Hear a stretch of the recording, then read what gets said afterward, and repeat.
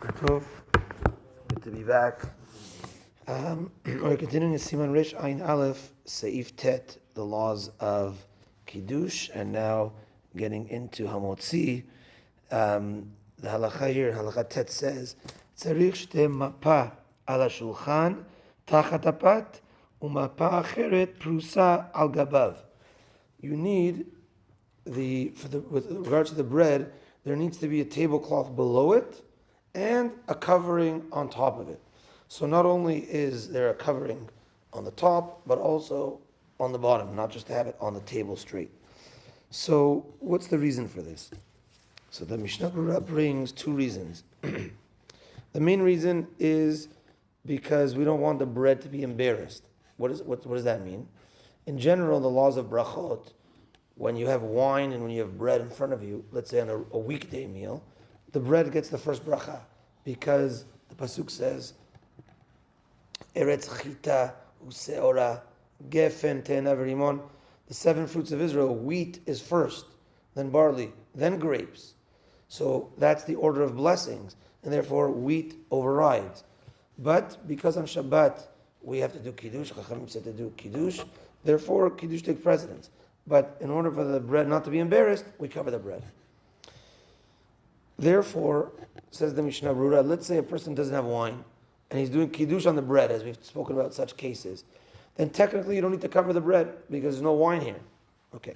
Second reason why we cover the bread, says the Tur, because he says like this, he says the reason of the embarrassing is not a reason for why we have a tablecloth under. For the embarrassing, you just cover it on top. So he says the reason why we have both above and below is because the bread is like the man. The two breads is like the man that was given on Friday on Erev Shabbat in the desert. Two portions. So therefore, like the man when it came down, it had a shichvat tal below and above. It had a lining of dew below the man and above the man. So to represent that, we also cover below and on top. And therefore, if you don't have wine, you still would cover the bread when you do the motzi. Now, some Ashkenazim, Sfaradim don't have this minhag, but some Ashkenazim take this to the point that they even do the bracha of the motzi with the coverings on top. So the covering below is below, but they would lift up with the covering. And some would do the bracha fully with the covering on top. Some, just before they say the bracha of the motzi, would remove the covering and then just do the motzi. Sfaradim, we take up, when it comes time for motzi, we take off the covering, we do the whole thing with the breads revealed.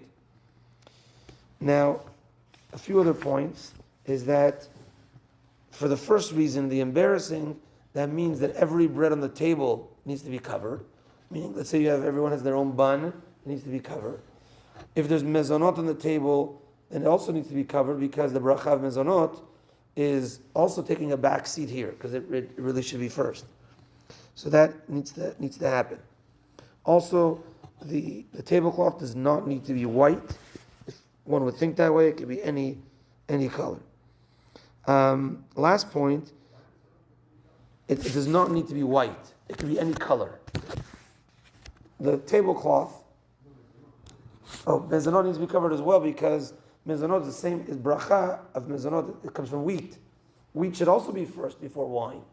But here I'm putting the wine first, it could get embarrassed too. So we cover the wheat as well.